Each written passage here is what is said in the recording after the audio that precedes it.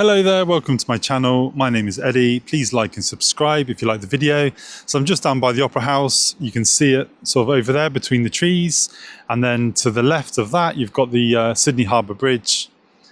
So hopefully this microphone's working because it's pretty noisy down here. Anyway, so today I'm going to be talking about Richard Dawkins' book, The God Delusion, or as I like to call it, The Faith Delusion, of an angry biologist. So, now Dawkins is a smart guy, evolutionary biologist, Oxford professor, professional hater of hymns, but let's be honest, when he steps out of science and into theology and philosophy, he's about as comfortable as a fish in a desert. So let's lovingly, laughingly, and logically take a scalpel to the God Delusion and see what survives the surgery. Chapter 1. Dawkins says faith is blind. On page 31, Dawkins writes, "Faith is a belief in spite of, even perhaps because of, the lack of evidence." And I say, oh really? That's odd, because Hebrews 11:1 says, "Faith is the substance of things hoped for, the evidence of things not seen." Faith isn't believing without evidence, it's trusting based on evidence you already have, like trusting your parachute, or a chair, or Wi-Fi when you click play on this video. Plus, Christians don't worship faith in itself. We have faith in a God who has revealed himself through creation, conscience, Christ, and countless lives changed. So Dawkins thinks faith is superstition, but biblical faith is informed trust, not magical thinking. Like trusting that atheists will eventually admit they also have unprovable beliefs, like matter is all there is. Chapter 2. Dawkins thinks God is just another complex object. So Dawkins tries to argue that if God created the universe, he must be more complex and therefore even less likely to exist. That's like saying, if a baker made a cake, then the baker must be made of cake, batter and sprinkles. No, Richard, that's not how categories work. God isn't in the universe like a big Zeus hiding in the clouds. He's the cause of the universe, not a product of it. As Christian philosopher William Lane Craig puts it, God is not a complex physical object. He's a necessarily existing immaterial mind. God's not complex in parts. He's simple in essence. He's not a machine. He's the uncaused cause. So, chapter 3. Science explains everything. So, goodbye, God. Well, Dawkins suggests that science will eventually explain everything, so we don't need God. Ah, yes, the classic science of the gaps fallacy. Well, it's a bit like saying, now that I understand how bread is made, I no longer believe in bakers.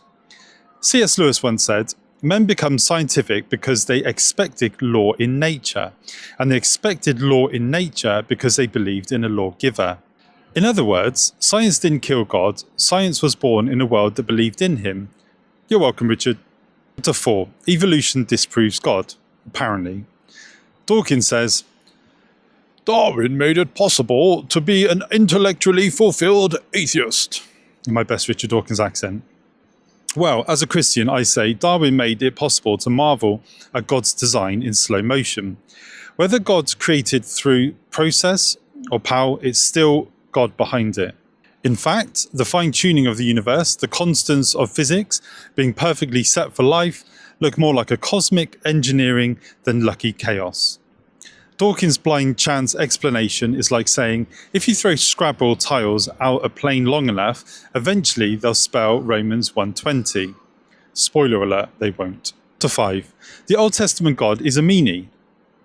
Dawkins famously calls God a vindictive, bloodthirsty, ethnic cleanser, misogynist, homophobic, racist, infanticidal, genocidal, megalomaniacal, sadomasochistic, can't say that one, malevolent bully, page 31.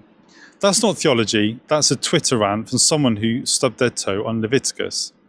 Dawkins cherry picks ancient laws and ignores the context, the covenant, the culture, and the overarching story of redemption. As Christian thinker Paul Coppen responds in Is God a Moral Monster?, many of these problem texts were misunderstood or highly hyperbolic, or part of a temporary theocratic justice system, not a guide to modern ethics. If you read the Bible like a Twitter thread, of course it looks crazy, but if you read it as a story, you'll see God patiently redeeming a broken world. Chapter 6. Religion is the source of all evil, except Stalin, Mao, Pol Pot, and everyone Dawkins likes. Dawkins says religion causes wars, division, and bigotry. as if atheism is the beacon of peace. Let's review. Stalin, 20 million dead. Mao, 45 million dead. Pol Pot, 2 million. None of them quoting John 3:16, mate. So as historian Tom Holland, a secular historian, he's become a Christian now, shows in Dominion, it was Christianity that gave us human rights, the value of every life, hospitals, schools, the idea that power should serve the weak. Even atheists today walk around using moral language that smells a lot like the Sermon on the Mount. So, my final thoughts. Dawkins believes in one less God. I just believe in one more. Dawkins once said, if we are all atheists about most gods, I just go one God further. That's like saying, I reject most medications just because I reject one more and call it logic. Rejecting false gods doesn't disprove the real one.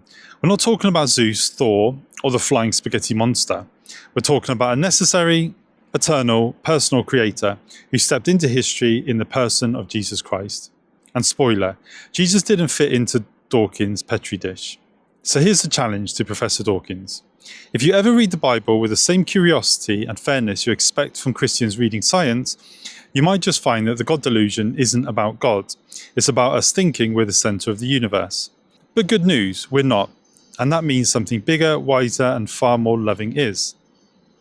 So like, share, and subscribe if you think reason and faith aren't enemies, they're dance partners. And leave a comment. What would you say to Dawkins if he walked into a church? Peace, purpose, and the power of logic. God bless you. Thank you for watching, and hopefully see you in the next video. God bless you. Amen.